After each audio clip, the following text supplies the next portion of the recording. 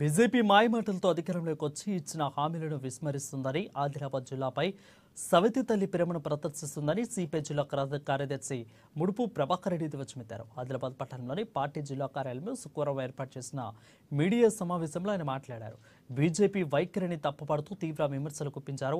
ఎన్నికల సమయంలో అది చేస్తాం ఇది చేస్తామని జిల్లా ప్రజలకు మాయమాటలు చెప్పి బీజేపీ ప్రభుత్వం మోసగించిందని అన్నారు. అసెంబ్లీ పార్లమెంట్ ఎన్నికల్లో జిల్లా ప్రజలకు బీజేపీకి పట్టం కట్టినప్పటికీ పాలకులు మాత్రం ఇంతవరకు ఎలాంటి అభివృద్ధి కార్యక్రమాలు చేపట్టలేదని అన్నారు.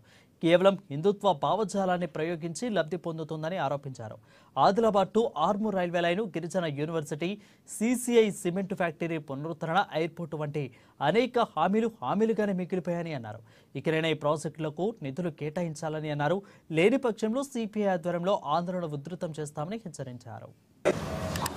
18 పార్లమెంట్ ఎన్నికల్లో ఆదిలాబాద్లో స్వయంగా అప్పటి కేంద్ర హోంమంత్రి వాళ్ళు ఎన్నికైన కేంద్ర హోంమంత్రి అయిన అమిత్ షా గారు 2018లో ఆదిలాబాద్లో మా కేంద్రంలో బీజేపీ ప్రభుత్వం వస్తే సిమెంట్ ఫ్యాక్టరీ తెరిపిస్తాం, ఆదిలాబాద్ జోపడి పట్టి కనిపేది అందరికీ ఇల్లు కట్టిస్తా అని చెప్పింది.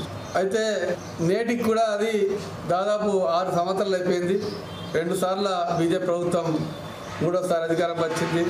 ఈ విధంగా కేంద్రంలో బీజేపీ వచ్చినాక కేవలం మాటలకు పరిమితమై కేంద్ర ప్రభుత్వం కేవలం హిందుత్వం జాలంతో ఆదిలాబాద్లో ఎలాంటి కార్యక్రమం చేయరు. ఇక్కడ పార్లమెంట్ ఎన్నికల్లో బీజేపీ సంబంధించిన ఎంపీలు ఆదిలాబాద్ టు ఆర్మూర్ రైల్వే నిర్మిస్తాం, ఆదిలాబాద్ సిమెంట్ ఫ్యాక్టరీ నిర్మిస్తాం, ఎయిర్పోర్ట్ నిర్మిస్తాం, గిరిజన యూనివర్సిటీ తెస్తాం, ఇంకా రకరకాల మాయామాటలు చెప్పి మరి కేంద్రం బీజేపీ ఆదిలాబాద్లో పార్లమెంట్ స్థానాన్ని కైవసం చేసుకుంది. అలా టీఆర్ఎస్ కూడా మేము కేంద్రం ఇస్తలేదని ఈడు ఇస్తలేని వాడు చెప్పి ప్రజల్ని ఆదిలాబాద్ జిల్లాని మోసం చేసింది. ఇవాళ ఇప్పటికైనా బీజేపీ కళ్ళు తిరగకపోతే రేపు పెట్టే బడ్జెట్లో పార్లమెంట్లో అతి త్వరలో పెట్టే బడ్జెట్లో రైల్వే లైన్ సంబంధించింది, ఎయిర్పోర్ట్ సంబంధించింది, ఆదిలాబాద్ సిమెంట్ ఫ్యాక్టరీ సంబంధించింది, గిరిజన యూనివర్సిటీ, ఈ 4 ఎట్టి పరిస్థితిలో ఆదిలాబాద్లో ఈ నిధులు రావాలి. ఈ నిధులు